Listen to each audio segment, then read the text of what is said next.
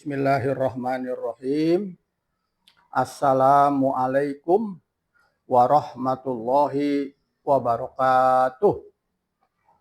Alhamdulillah wassalatu wassalamu ala Rasulillah Sayyidina Muhammad ibni Abdullah wala haula wala quwata illa billah amma ba'du. Para pendengar rahimakumullah, pada kesempatan kali ini saya akan membahas tentang babut tawakul, yaitu bab tentang tawakal kepada Allah Subhanahu wa taala. Secara etimologis ada 3 istilah untuk tawakal.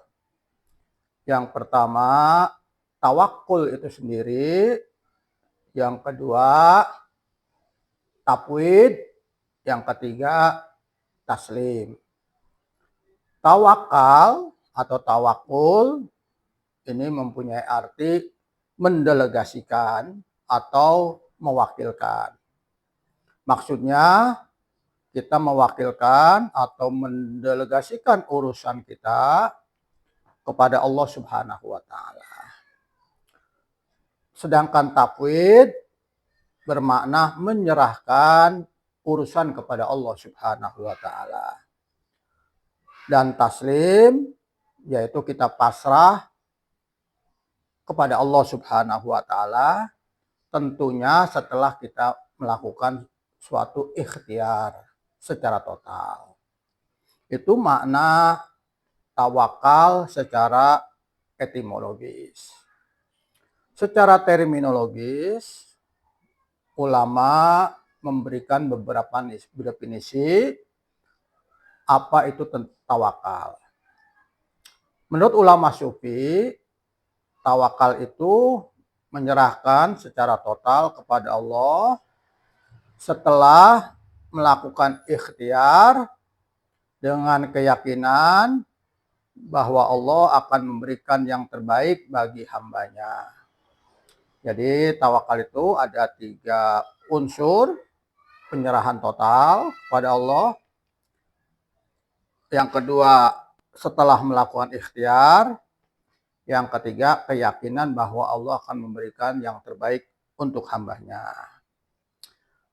Tawakal berarti membebaskan hati dari kekhawatiran duniawi dan bergantung sepenuhnya kepada Allah Subhanahu wa taala. Itu makna tawakal yang diberikan oleh ulama sufi.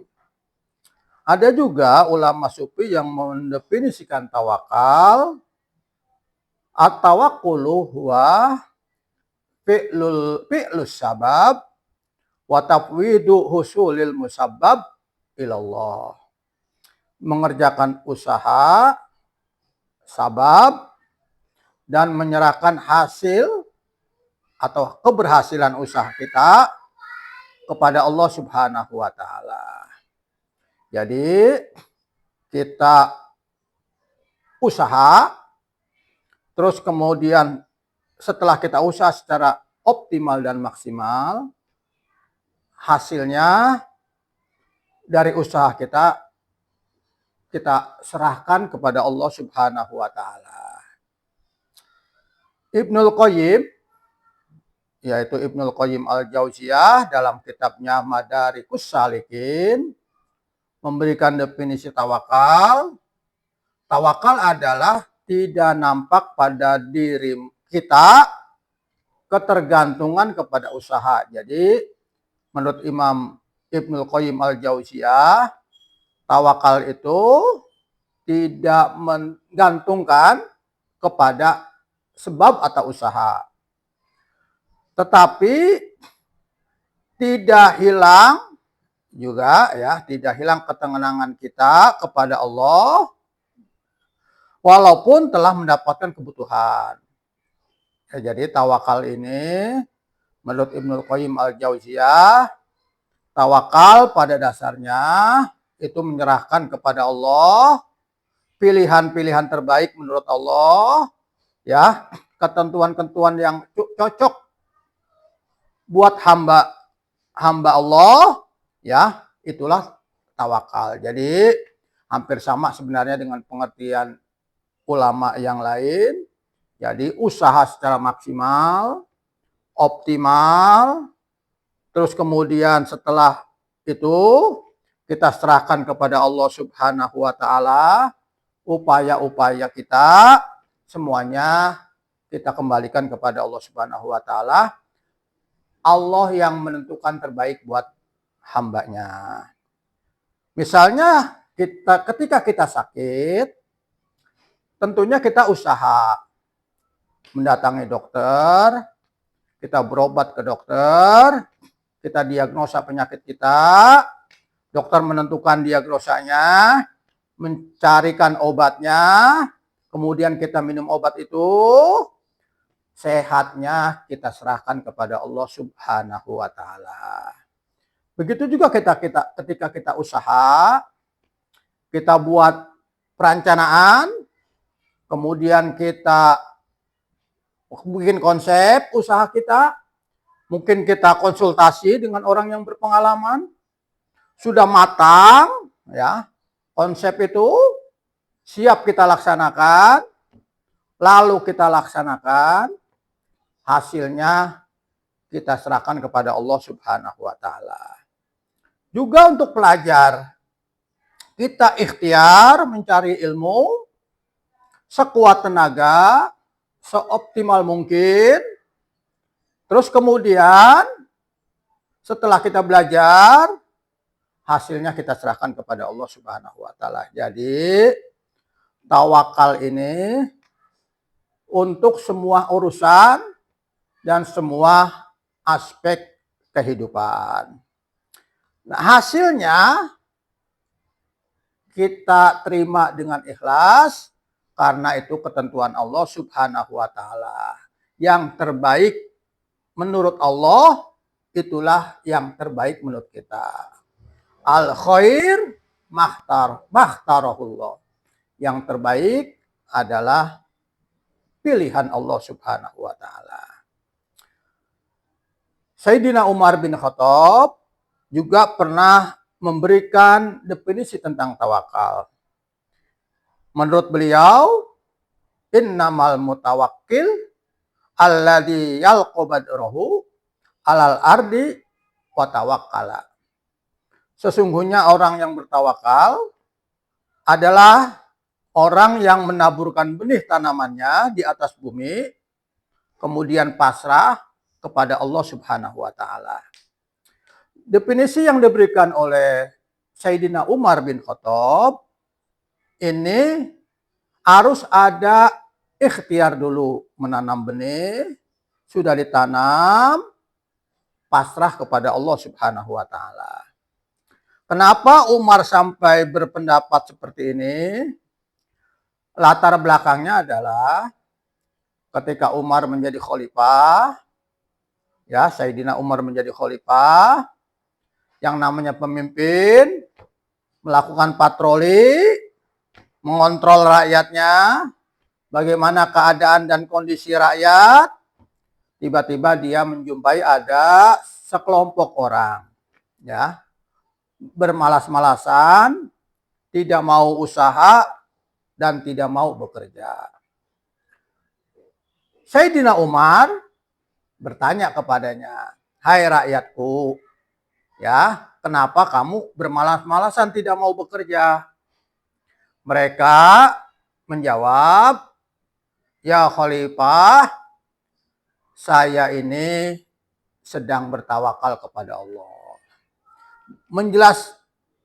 Mendengar penjelasan itu, Sayyidina Umar berpendapat seperti pendapat tadi di atas, sesungguhnya orang yang bertawakal itu adalah orang yang menabur benih tanamannya di atas bumi, kemudian dia pasrah kepada Allah. Berarti di sini ada keseimbangan, ada harmoni antara usaha dengan ikhtiar. Antara usaha atau ikhtiar dengan tawakal. Pasrah kepada Allah Subhanahu wa ta'ala. Para pendengar rahimakumullah, Syekh Ibnu Athaillah berkata dalam kitab Al-Hikam, iradatu katajarrud ma'a iqamatillah iyyaka bil asbab minas syahwatil khofiyah.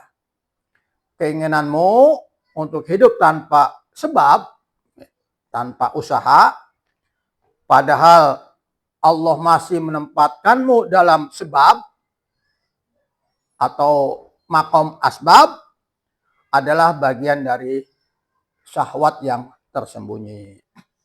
Jadi kalau kita lihat pendapat Syekh Ibnu Athaillah ini, harus ada ya keseimbangan antara ikhtiar atau usaha ya dengan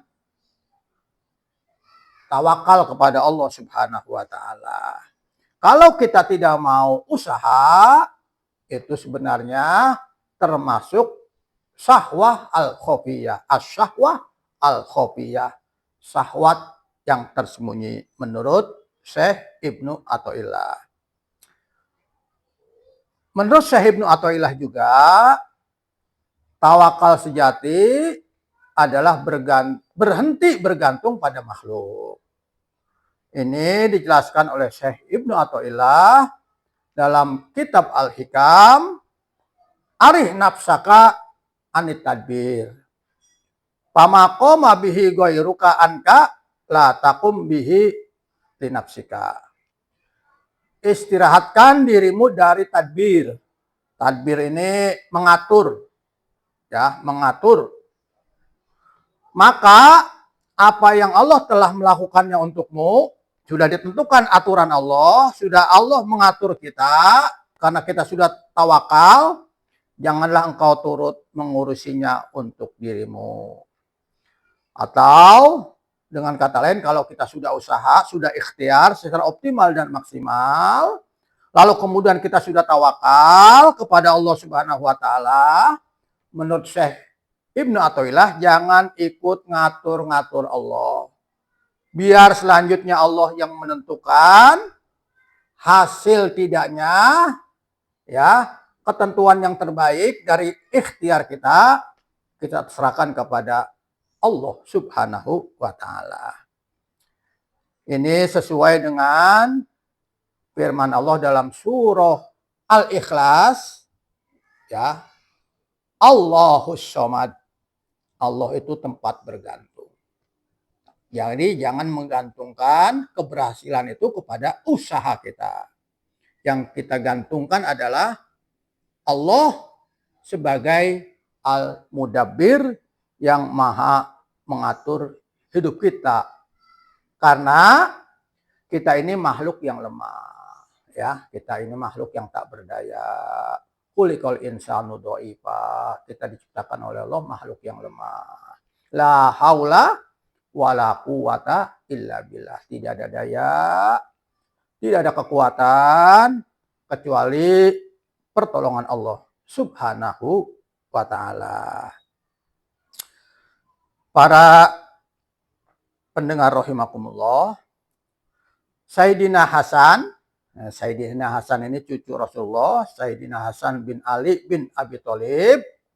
Beliau berkata, barang siapa yang bersandar kepada baiknya pilihan Allah untuknya, maka dia tidak akan mengangan-angankan sesuatu selain keadaan Allah Subhanahu wa ta'ala pilihkan untuknya. Jadi kalau kita sudah tawakal, total kita serahkan kepada Allah, opsi-opsi selanjutnya ya yang menentukan adalah pilihan Allah. Al khair makhtarahullah.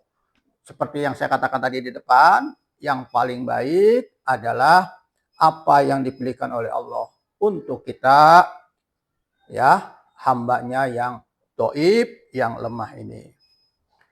Rasulullah Shallallahu Alaihi Wasallam bersabda, "Lau annakum kuntum tawakkaluna 'ala Allahi haqqa tawakkulih la rujiktum kama tarzaqul thairu tagdu hisoman wa taruhu bitonan."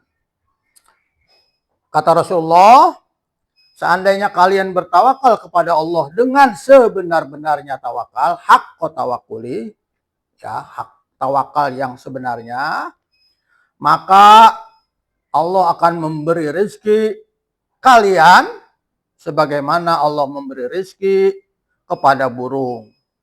Burung pergi pagi-pagi hari, ya, karena dari sangkarnya dia malam tidur di pohon, keadaan lapar, dia pergi pagi hari dalam keadaan lapar, dan kembali pulang sore harinya dalam keadaan kenyang.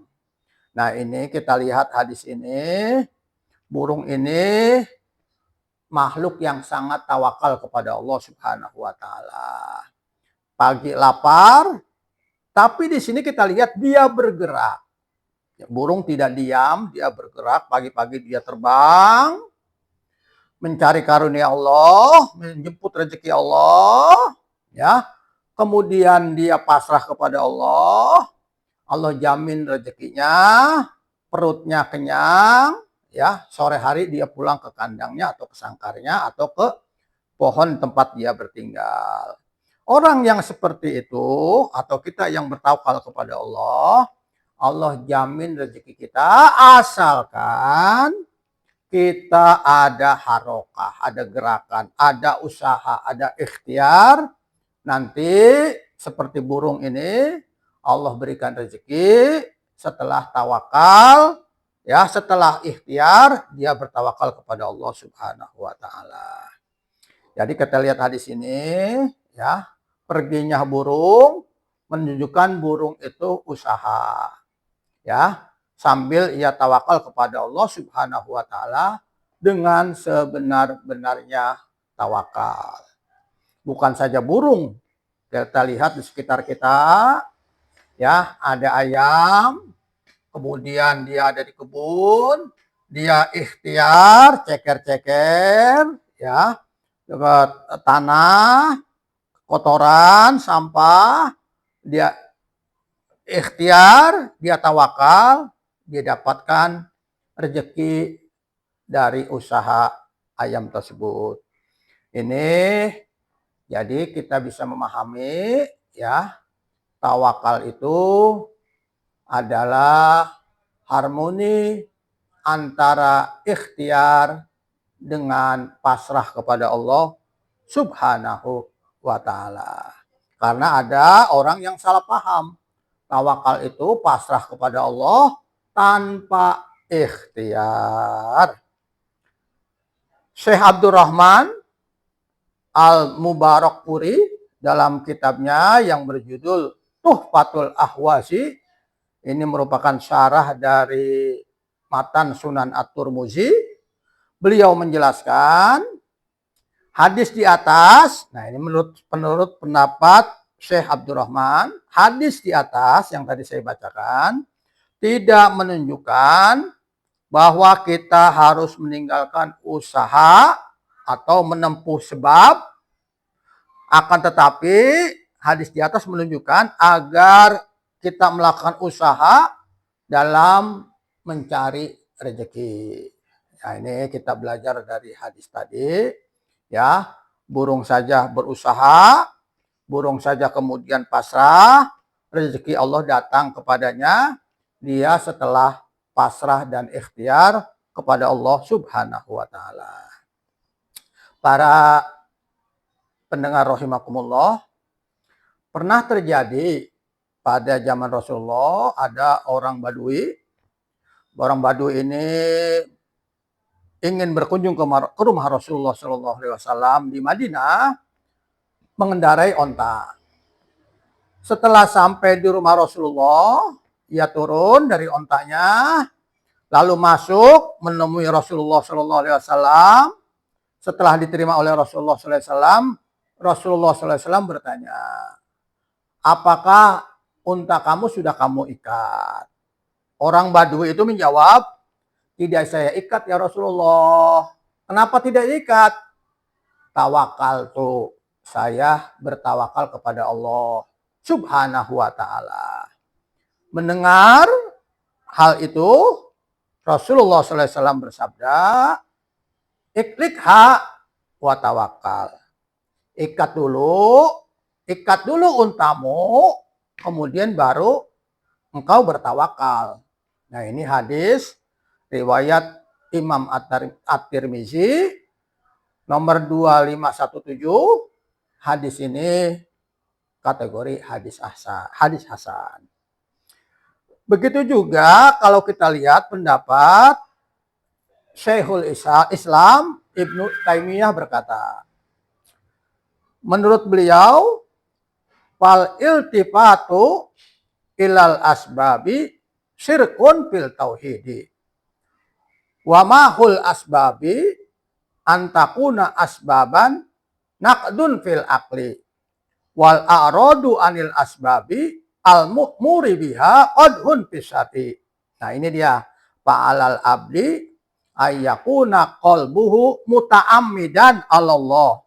La ala sababin minal asbabi. Wallahu yuyassiru lahu minal asbabi ma yuslihu fid dunya wal akhirah.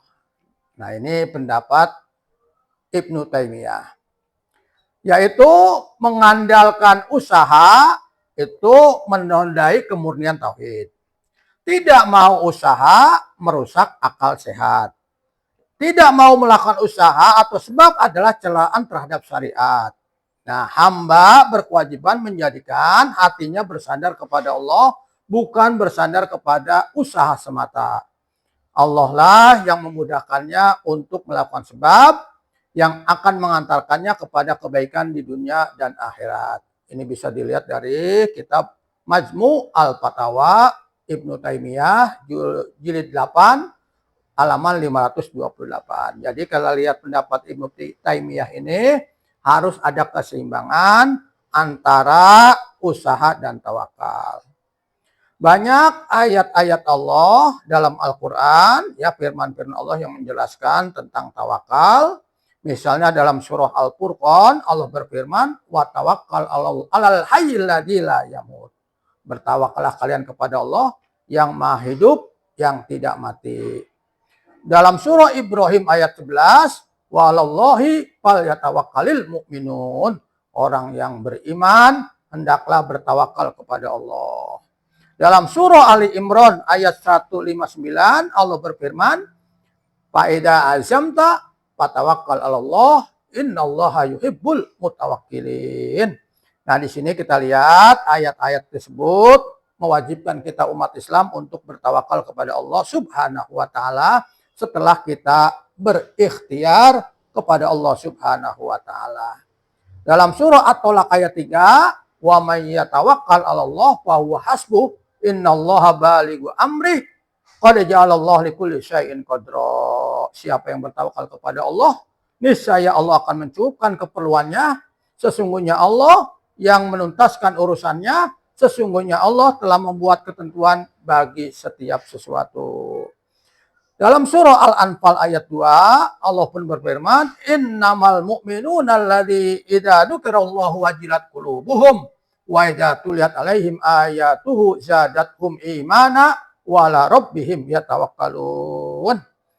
Sesungguhnya orang-orang mukmin adalah mereka yang jika disebut nama Allah gemetar hatinya. Jika dibacakan ayat-ayatnya kepada mereka bertambah kuat imannya, dan hanya kepada Tuhan mereka bertawakal. Jadi kita ini harus menyerahkan urusan apapun, perkara kita hidup di dunia apapun, seberat apapun urusan kita, program kita, semuanya kita serahkan kepada Allah Subhanahu wa taala. Demikian apa yang dapat kami sampaikan, mudah-mudahan bisa menginspirasi kita. Walaupun kita udah usaha sekuat tenaga, hasilnya kita serahkan kepada Allah Subhanahu wa taala. Mudah-mudahan memberikan manfaat yang besar untuk kita. Wallahul muwaffiq ila aqwamit thoriq. Wassalamualaikum warahmatullahi wabarakatuh.